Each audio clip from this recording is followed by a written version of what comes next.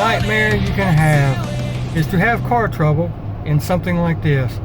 Well, that happened to Camaro time today. Yes, it did indeed. I am in the Tahoe, and the wife normally drives this, but this is our daily, we go everywhere anytime we leave the house car.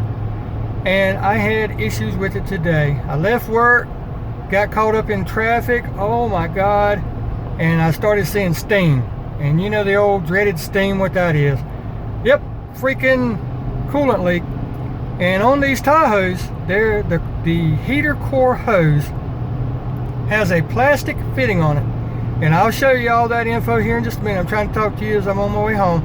But it has plastic connectors, and over time those things will deteriorate and they are very prone to breaking. And that's what happened. It broke, and I didn't know what it was. I thought it might have just had a pinhole on one of the radiator hoses or something. But I started smelling it first, and then all of a sudden steam everywhere. So I know that I had an issue, or knew I had an issue. And I looked down at the temp gauge, and it was steady going up. Well, as you can see right now, 210 degrees. There was no parts store within 2.5 miles. I Googled it. So how did I get by? How am I driving, you might ask? Well, I'm glad you asked, and we will get to that here in just a few minutes. And I will show you a quick, easy fix. Sorry about that little bit of a different intro, but I had no choice. Yeah, Camaro time was on his way home yesterday from work, and I was sitting at the stoplight in really heavy traffic, and I started smelling the smell of death. Anybody that's ever driven for any amount of time knows what that smell is. It's antifreeze, unmistakable smell. And about 10 seconds after I smelled it, I pulled up to the next light, and poof, the big plume of death. Yeah. And what is that? Do I have a busted radiator? Do I have a busted water hose? Let me show you. And this is a known problem for GM products. If you look right there, that is the heater core. You got line in and line out. And what happened was, that stupid thing broke. The plastic piece, because all it is a plastic piece with a quick connect fitting on the end of it. It broke. And like I said, it's a known problem, and it sucks, because those are a pain in the butt. They're supposed to be quick disconnect. Nah, they're quick connect, and that's all. There's nothing quick about taking that jugger off. But here is the moral of this story, and that is how not to get stranded on the side of the road. Like I said, I was going through traffic, and it was just horrible. So I got somewhere where I could get out of the road. I got somewhere where I could get to water. So what I did was, I took some baling wire. And you can use baling wire, zip ties, duct tape, anything along those lines. This is some cheap duct tape that I got out of the store. It won't even hardly stick to itself, so just disregard that. But I mean, it would have worked. It just wouldn't have worked well. The baling wire was much better. But anyhow, you just bend the hose over on itself, clamp it down, and you're good to go. Get it as tight as you can, and that will seal 99% of the water from coming out. And truth be told, I didn't lose any water after I did that. So there's that side. But here's the problem. You got two lines. And what happens is, that one is the inlet side that comes out of the side of the water pump from down there. Goes up, goes through, comes out this line, goes back to the water pump, and it also goes to the coolant reservoir. Now the issue is, I figured out how to fix that one. But what am I going to do about the other one? Because as this builds up pressure, the water is just going to backfill through the heater core and come out that broken piece. Like I said, it's going to come out right there. So I ended up having to cut this hose with my pocket knife. Luckily I had a pocket knife with me. I ended up having to cut that one. And I hated to, because that's a $55 to $60 hose. Because like I said, it's a Y. It goes from there to the water pump, and it also branches off and comes over here. So I'm going to repair that one for now, because they didn't have that one in stock, and it's not local. They're going to have to order it from out of state to get me one. So I'm going to patch that one for now. I'm going to show you how to do that. But the moral of this story is how not to get stranded on the side of the road. That's just a heater core. You don't have to have that to drive. You don't have to have that to get home. So essentially what I did was I completely bypassed that, because I cut that hose, I folded it over on itself, and baling wire locked it off too. So no water is going up, no water is coming out, no water is coming out of these hoses. It's just circulating through the cooling system on the engine like it's designed to do. So here in a minute I gotta go pick up the fitting to repair that, 2 hose clamps. I gotta go pick up the other hose because that is in stock in Charlotte. They're gonna bring it down from their warehouse. Gotta pick that up. And I topped it off with water. Now, because I was on the side of the road and it had no coolant in it, except for a little bit in the block. Now here's the issue. You never ever, and I've done a video about this before, want to use water in your coolant system. It's a different boiling point than the antifreeze. It's not designed to work with it. Plus today's water pumps, the impellers, the radiators, all that stuff do not respond well to water. It will stop one up. It corrodes it, it rusts it. It just makes it nasty. You know, you're destroying your cooling system. But in an emergency fix on the side of the road, that is the one time and only time that you can do that. So I topped it off with water. I had a cup with me, and I walked back and forth from the water spigot to the car and put water in it and topped it off, and I drove it home, and it never got above 200 degrees, so it worked fine. But we have to fix that too. So how do you know what type of coolant to put it in it? Because I got to get that out. So when I put it up on the ramps, I'm going to drain the oil, I'm going to drain the coolant at the same time, or water, and then I'm going to put new coolant in it. So how do you know what kind to get? Well, number one, you can ask at the store. But let's just say for some reason the guys at the store don't know. Well, right here on the cap that goes on this, it will tell you. If you look right there, Dexcool, that's what kind this takes. Dexcool, for any of you that do not know, is orange in color. And if you look right here, you can kind of tell that it's orange in there. Okay, it looks orange because there was some in the block. So when I put the water in, it mixed with the block, the coolant that was in it while I drove it, and that's why it still looks orange. So Dexcool is always orange. So I went and picked me up a couple gallons of regular Dexcool. The way you notice Dexcool is it's always going to have an orange cap. But then you look at it, right? Dexcool right there. So we now know we have the correct coolant. We now are at home, thank goodness. We were not stuck on the side of the road, didn't have to call AAA and all that good stuff. We got her taken care of. So now let's get her put back together. So I've got the Dexcool. They just let me know that my part's in, so let's get on the road. We'll go up here and pick up the part, and then I'll show you how to finish this off.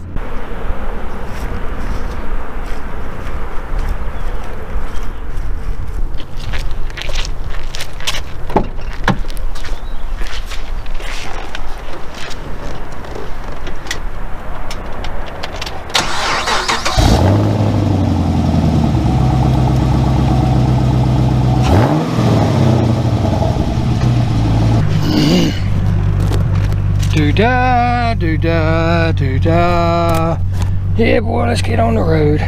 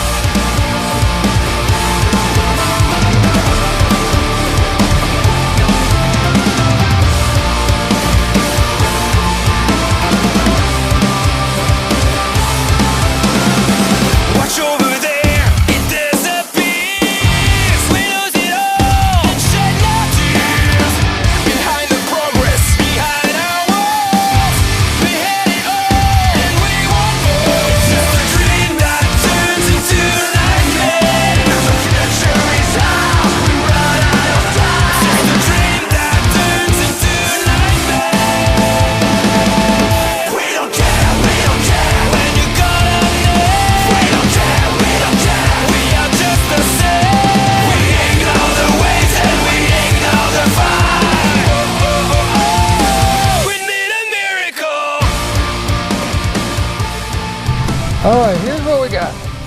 This is to fix the hose that I cut. 2 hose clamps. Alright, 2 hose clamps. Put them in the box so they don't get lost. I got plenty of hose clamps at the house, but if I'd have went home without hose and discovered I had hose clamps, the wife would have skinned me a new one.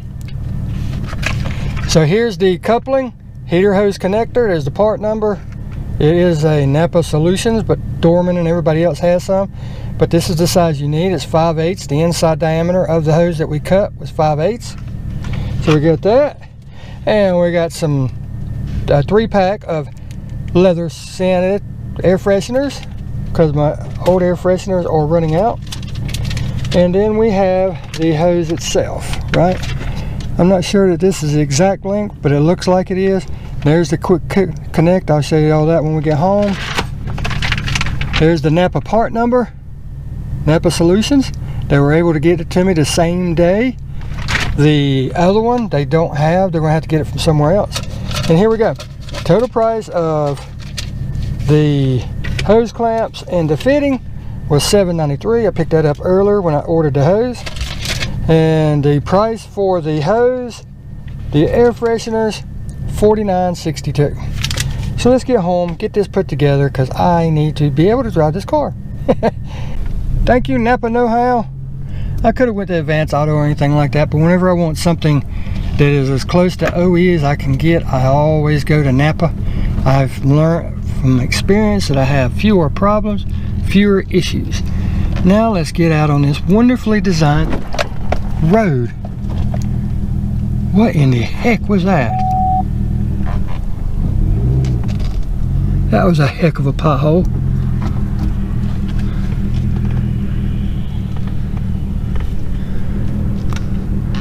Crazy. But yeah, let's get out on this wonderfully designed road that they said was for our safety. I think it takes me twice as long, if not longer, to get to where I need to go, because what they did on this bypass, I know most of you don't care, but I'm gonna tell you anyway. But what they did, they made it to where we couldn't make go straight anymore. You have to make left turns, which is the stupidest thing I've ever seen in my life. But used to, I could just go straight across right here. Now I have to turn right and go down and turn left, because they said this whole thing was so we don't have to make left turns. Well, guess what we have to make? Left turns. I'll show you what I'm talking about. Pull out, you have to get over in this lane, and there's a wreck, of course, and now traffic's backed up. But you have to get over in that lane, then you have to come all the way down here to the stoplight. And then look at what you got to do. You have to make a left-hand turn, which that's what they said they was doing away with because it was so dangerous. Oh, yep, see right there? Wreck. Oh well. Look at this, left-hand turn, back going the other way. Yay! Thank you, State of North Carolina Department of Transportation. You made my life so much more safer. I appreciate you looking out for me like that. But anyhow, let's get home and we will get this taken care of. Alright, so one of the things we're going to need is something to catch the old antifreeze in, because we don't want to ruin the environment. So we take our old drain pan for the oil and we put her up under the car. And we're going to take her and we're going to slide it up under the car, all nice and neat, where we think we need to be. Then you're going to pull your oil dipstick and your transmission dipstick to give you more room. Then you're going to take off your engine cover, set it out of the way so you don't step on it. And now's a really good time to clean that and coat it with anything you want to put on it. And that gives us this. Then you're going to get up there and take that blooming quick connect off. And again, it's a quick connect, but there's nothing quick about disconnecting it. Here it is. And right there you can see where it broke off.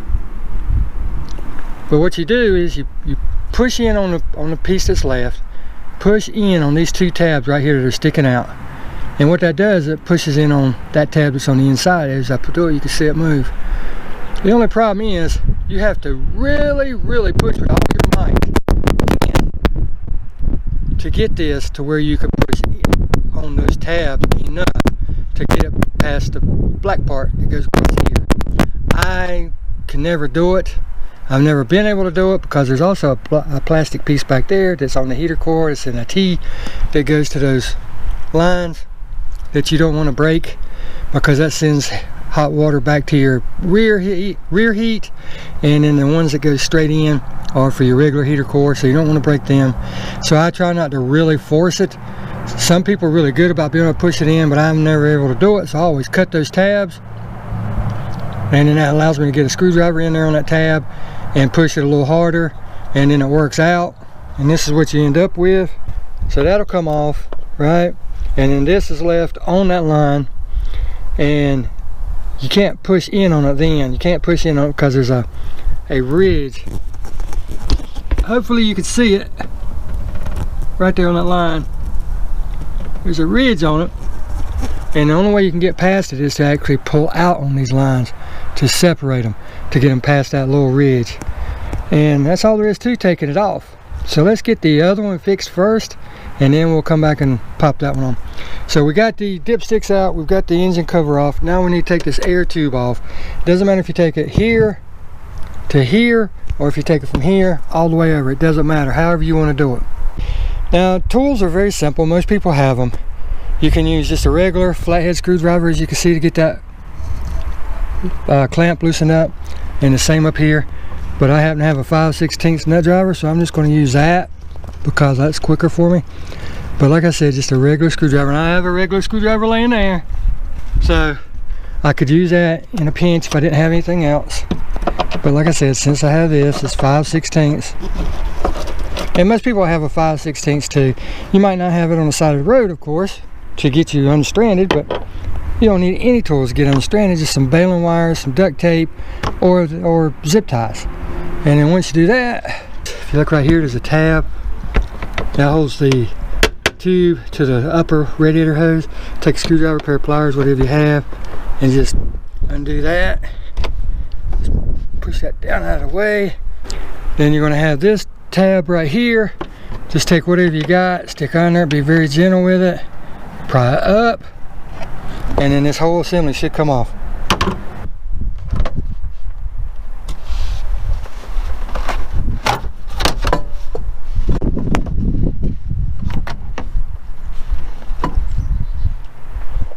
You may have to take a screwdriver and work in this hose over here, because rubber and plastic tends to want to stick together every time.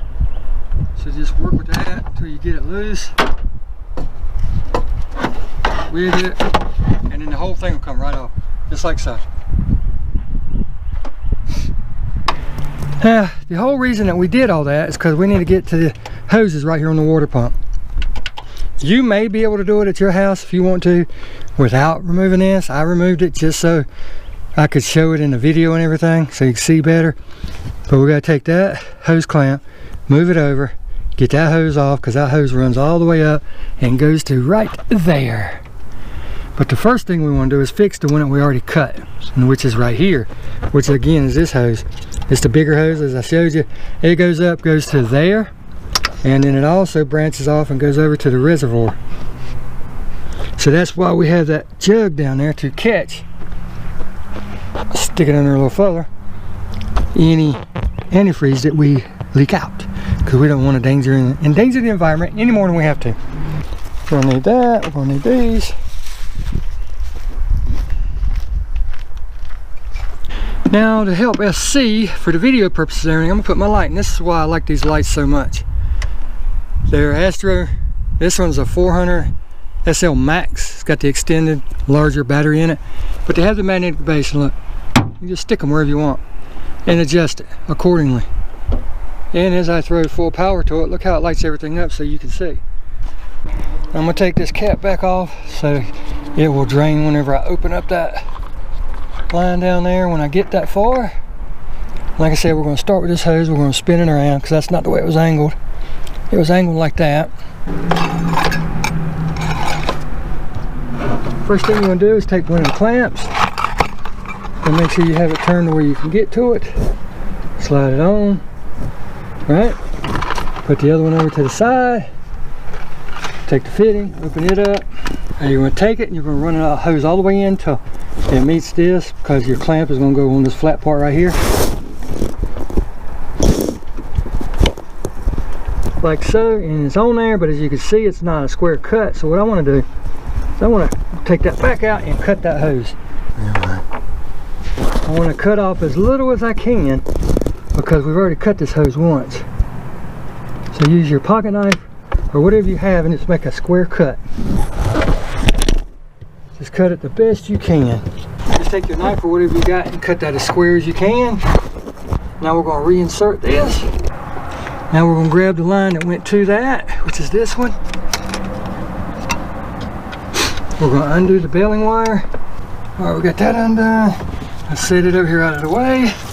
Water's already starting to drain out of it. We gotta square that cut also. So, hold it up above the coolant tank and it'll stop. Cut your hose as short as you can get away with.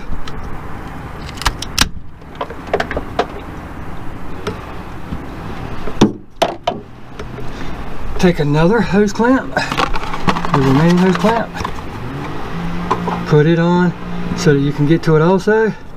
That one's going over. I like to alternate them. That one's going over. This one I want to go under. Then you're just going to take them and make sure it's recording. Yep. Then you're going to take the two and mate them together. Again, slide it on until it goes all the way up to the stop. And now you just tighten down the hose clamps. Now you're not going to try to kill the hose clamps because this is plastic. You can break it. I want to rotate that just a little bit. And I could use my battery powered tools and all that, but most of you don't have the battery powered tools at home, so I'm doing this just as you would be doing it. But again, you can actually break that plastic if you tighten it down too tight. So you just want it snug, and then you're going to crank the car up and let it run anyway, so you come back and check to see if that's leaking anywhere. If it's leaking, you can then tighten it up. Now we're going to take a pair of pliers, doesn't matter what kind you have, and we have to take the other hose completely off, which is this one. You can see it wiggling. So we got to move that hose clamp. Like I said, just take whatever kind of pliers you've got handy and just move it, swap them, get the regular clamp, and watch everything fall like normal. Sorry about that. You're gonna come in, grab your hose clamp, squeeze it, move it up on the hose, then you're gonna take your pliers, stick on your hose, just barely squeeze, and see if you can get it to break loose. Try a pick, see if I can get it up under the hose. Sometimes you can get something under there and work it around. That's what these picks are made for. Just get it up under the hose and work it around. And it breaks loose that seal from that rubber, because this stuff will seal itself like glue. Sometimes that'll work. Yeah, it's working. But you just keep working on it, wiggling it back and forth. Then as you get it broke loose, you can kind of pull on it as you twist it and pull the hose off. And then the water's going to go everywhere. So be ready.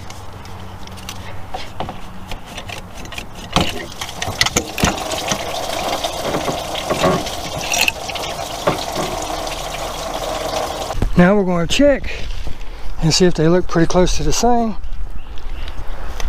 Now keep in mind this one is folded.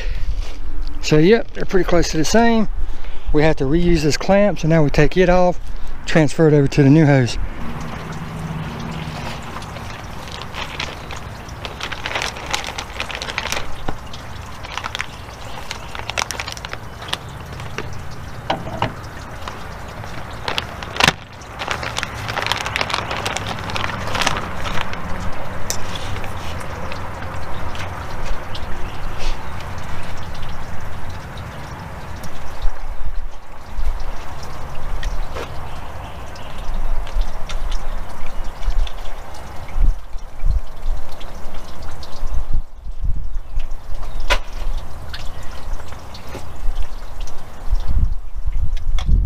As you can see, there's still water coming out. It's no big deal.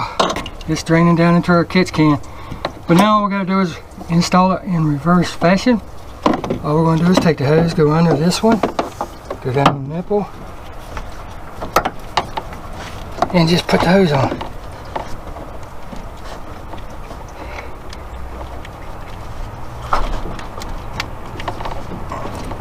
Slide it all the way up until it stops. And put your hose clamp on.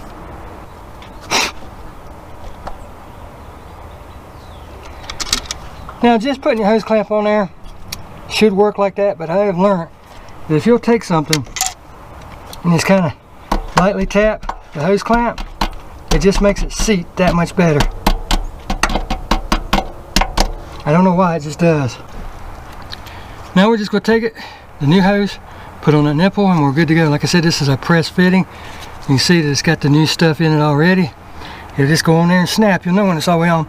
But I strongly suggest taking your hand, and this is why I have to pull the dipstick tubes, and put your hand behind there and kind of hold out on that so that you're not pushing on it too far and possibly break something else.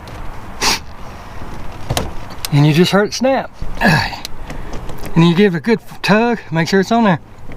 And it is locked in place. Now we just put everything back together.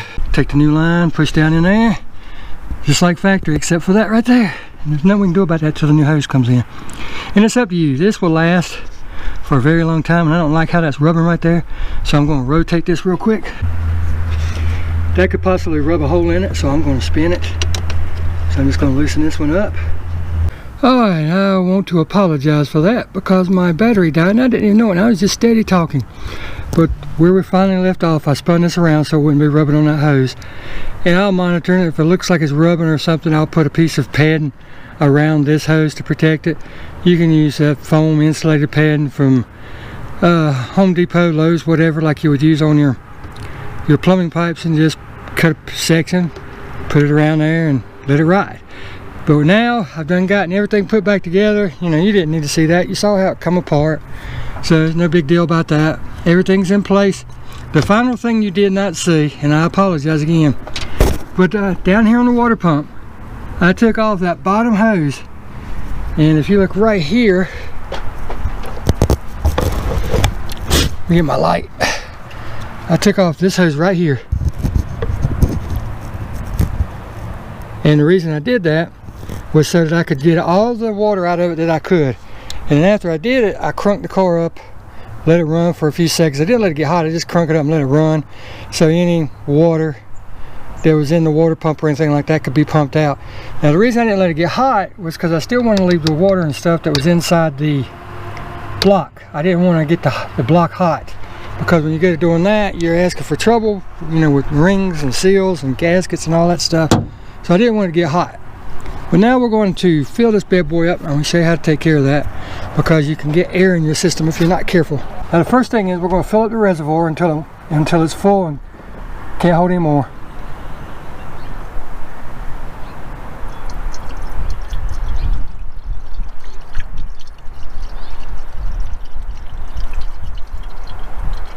And this process will take 2 to 4 gallons depending on how much water you got out.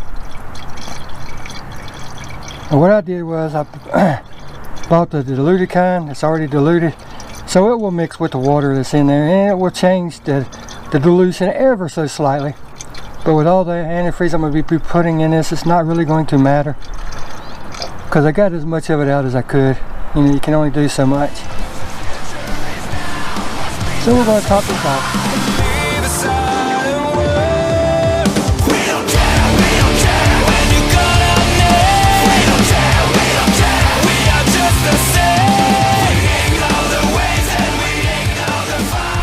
Okay, as you can see, we got it to the full mark, and it's going to go down a little bit. It'll sit there and seep and equalize, but I'm going to speed that process up a little bit. I'm going to go ahead and crank the car up, and I'm going to show you what you want to do. Okay, but as you can see, it's going down ever so slowly. It's leveling out inside the block and all that good stuff. But let's go ahead and start the car up.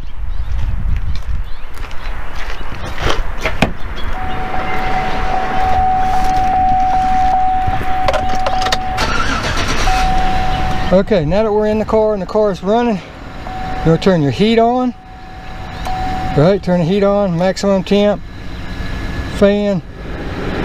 Doesn't have to be real high, but turn the fan on. And you want to turn on the auxiliary, which is the back vents back there. The reason you want to do that, once the thermostat opens up, you want the water to circulate. So you turn the heat on. And as you can see, the temperature right now is at 160, and we're just going to let it run. We're going to monitor our level out here. As you can see, it's went down, so we're going to top it off some more.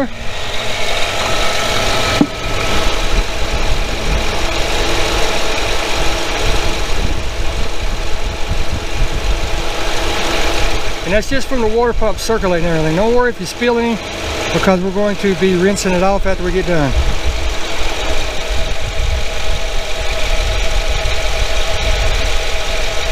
The main thing is you want to keep it topped off, because as the water pump pumps, You don't want air to get behind it, but if it does, it's no problem, because the way we're doing this is going to take any air out of the system. Now what we're doing while we watch this, excuse me, level, you can see it's low, but the thermostat hasn't opened up either. But what we're doing is we're watching the connector back there that we put on, the new hose. We're watching there, we're watching down there, and we're watching that fitting right there to see if we have any leaks at all. Because if we have any leaks at all, now would be the time to get it rather than wait until it gets hot. Nothing down there yet. All of this is nice and dry. That's what we want. That up there, there's nothing leaking, there's nothing dripping, so we just keep monitoring the level. As you can see, it's dropped down some. I'm gonna have to add some more in a minute, but we're just gonna keep an eye on that and monitor the temperature also. In the truck, as you can see, the temperature is starting to go up a little bit. But this is that tape I was telling you about. $2.99. It's gonna get thrown away. It is no good at all. It wouldn't even hardly stick to itself. As you can see, the temp's starting to go up a little bit more, and I'm starting to smell the antifreeze that got all over the engine. And you too will do, you'll start to smell it, but don't worry, you don't have a leak. It's just what we already got on the car, on the engine and in the engine compartment. We're going to rinse all that off, but right now we're just concerned with making sure there's no leaks. Because why would you want to rinse it off, have everything soaking wet, trying to look for a leak, right? So you let everything stay as it is, you get the temperature up, and make sure the thermostat's open, and go from there. Alright, still checking for leaks and everything. So far everything's looking good. Water level is still there. As you can see, it's bubbling. And what is happening is it's starting to get the water out of the system, the air out of the system. So that's why it's bubbling. That's why I have the top off, number one, so that I can fill it up real quick in a case of emergency. But number two, it's letting the air out of the system. As you can see, it's bubbling.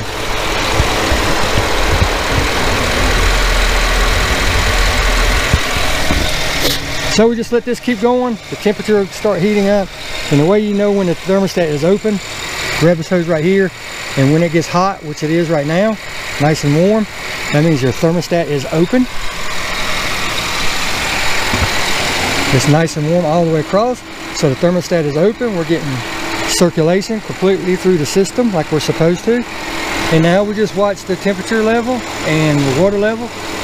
And the water level should come back up just a hair. If it doesn't, no big deal. We got more to top it off. All right, let's check the temp. Yep, temp is right at 180. We're at where it should be. So we're good. We got good hot heat coming out of the vents, which is what we want. So we're gonna go ahead and back the fan back down. Turn the temperature back down to, it's winter time, where we feel comfortable. I'm gonna put it on like 73, 74, as you can see. And we're going to let it run. I'm going to rinse that off. Now, I'm going to show you how to do this, which is no rocket science. You just put the water pressure on, but you're going to use low pressure. You're not going to use a jet setting. You're going to use low pressure and just lightly spritz everything down. Just as if the heater hose blew off and wet everything down with the coolant. It's not a jet, it's more of a flood of water. So that's what we're going to be accomplishing and taking care of. We're going to let it run while we do it, just so the heat can help dry everything off, and then we'll be finished. Now, before we start spritzing it, we're going to give it another final check. Make sure nothing's leaking. No leak there. No leak there. There's nothing leaking or dripping back there. And there's nothing leaking or dripping down there. So now we put the cap back on. It's done running its heat cycle. As you can see, I've been busy. I changed the oil in it too. We'll put the water cap back on. Get my light down.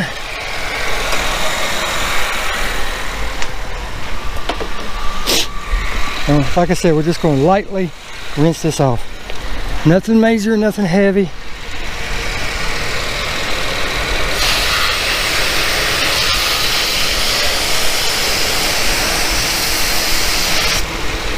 But a lot of this stuff is, all this stuff is not weatherproof. It's weather sealed. So you can get it wet, but you just don't want to drench it like I said. But there's nothing back there except for coils. So I can really, get kind of heavy with it. But all we're doing is rinsing off all that antifreeze that got all over everything. That's all we're doing. Like I said, I'm not jet spraying it. I'm just lightly spraying it, and I'm going to spray it real good down where it got on the frame and everything. And that will get rid of all the water that is on the frame, all the antifreeze that's on the frame, the exhaust, all that stuff. And that's all we need to do. Now we let the heat from the engine dry it off. And that's all there is to it, guys and gals. It's that simple. That's how you fix the broken heater core heater line, or heater hose line as it's called. And one thing you're going to want to do, drive it a day or two and then come back and recheck everything. You know, like that fitting that I put in there and everything, you're going to want to recheck that to make sure it's tight, because this stuff heat cycles. You know, it gets hot, it gets cold, it gets hot, it gets cold. Could shrink, could open up a hole here or there.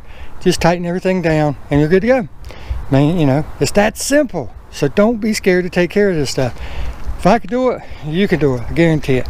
So until next time, I would like to thank each and every one of you for coming, watching the video. Please share, subscribe, comment, whatever you want to do, because it's all greatly appreciated. And we'll see you in the next video. Take care, and we'll see you.